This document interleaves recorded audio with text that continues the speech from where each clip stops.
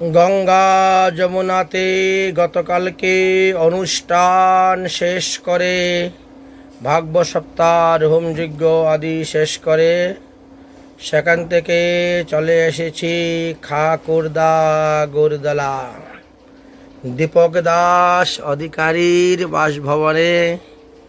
গতকালকে রাত্রে বিশ্রাম করেছি। আজ সকালবেলা ঠাকুরের স্নান সিঙ্গার বাল্যভোগ হয়ে গেছে। এবার দুপুরের রান্না প্রস্তুত করা হচ্ছে। সুধী ভক্তগণ, যাদের যাদের প্রসাদ পাওয়ার ইচ্ছা আছে চলে আসুন গুরদলা দীপক দাসের ঠাকুরাঙ্গিনায়। জয় রাধে শ্রী রাধে নিতাই গৌর হরি বল। এই যে দেখছেন লম্বা একটা লাউ, এই লম্বা লাউ আজকে রান্না হবে মুগ ডাল দিয়ে, লাউয়ের ঘন্ট। আর এই যে সজনা গাছ থেকে আনা হয়েছে, সজনা দিয়ে চচ্চড়ি হবে, কাঁচকলা ভাজা। আর এই দেখেন কাঁঠাল, ইচড়ের রসা, আর পাতাকপি দেখছেন, পাতাকপির পকৌড়ি। অতএব যাদের যাদের প্রসাদ পাওয়ার ইচ্ছা চলে আসুন। পাশেই রান্নাঘর, বেশি দূরে যেতে হবে না। এইখানে রান্না করবেন আর ওইখানে ভোগ লাগাইবেন, বাস। আর এইখানে বসে প্রসাদ পাবেন, একদম কাছাকাছি। এইখানে রান্না করবেন, এইখানে ভোগ লাগাবেন, আর এইখানে প্রসাদ পাবেন। অল্প জায়গার মধ্যেই, 10 জায়গার মধ্যেই সব কাজ হয়ে যাবে, দৌড়াদৌড়ি করতে হবে না। চলে আসুন যাদের যাদের প্রসাদ পাবেন। রাধে রাধে।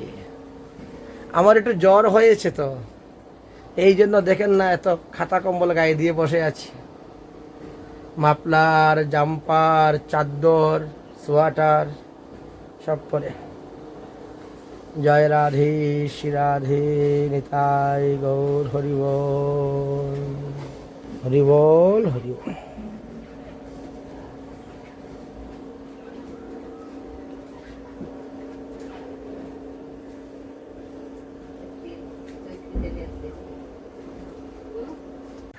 বৃন্দা দেবী প্রতিষ্ঠা করা হয়েছে। এই দেখেন দুই দিকে 2টি গরুর পক্ষী। তারপরে সিঁড়ি দিয়ে বেয়ে উঠে গিয়ে তারপরে এই দেখেন বৃন্দা দেবীর মঞ্চ খুব সুন্দরভাবে তৈরি করা হয়েছে। তারপরে আবার গেট সিস্টেম আছে, যাতে কোনো কুকুর বা কোনো পশুরা ঢুকতে না পারে। এর জন্য গেট সিস্টেম করে দিয়ে সুন্দরভাবে বৃন্দা দেবীর সেবার অনুকূল করা হয়েছে। খুব সুন্দর মঞ্চ, চতুর্দিকে গেট দিয়ে বৃন্দা দেবী পরিক্রমা। মাটি থেকে প্রায় 4 ফুট উপরে বৃন্দা স্থাপন করা হয়েছে, বৃন্দা দেবী প্রতিষ্ঠা করা হয়েছে। তারপরে তুলসী সুন্দর, এই সময়ও এত তুলসী পাওয়া যায় না, বড় বিরল। সুন্দর তুলসী গাছ, বৃন্দা গাছ হয়েছে। গৌ মাতা কি যায়। ভালো করে তেল মালিশ করে দাও। এনকে কি করব, এত আহ্লাদি। হ্যাঁ, মানে সে জামা যাবা হো এই সময় না হাং মারবে। আচ্ছা। তার খড় আনতে পারে, জমিনে তো খড় কম, খড় কাইনু খাবার। এতে পুরা কইয়ের কোনো অসুবিধা নেই, শুধু খড়ের জন্য। ওর তো পেট ভরে নাই, পেট একেবারে ভিতর দিকে ঢুকে আছে। ঘাস খাওয়াতে হবে। মাঠে নেওয়ার সুবিধা নেই না। আচ্ছা, ও অনেকটা দূর নিয়ে যেতে হয় মাঠে।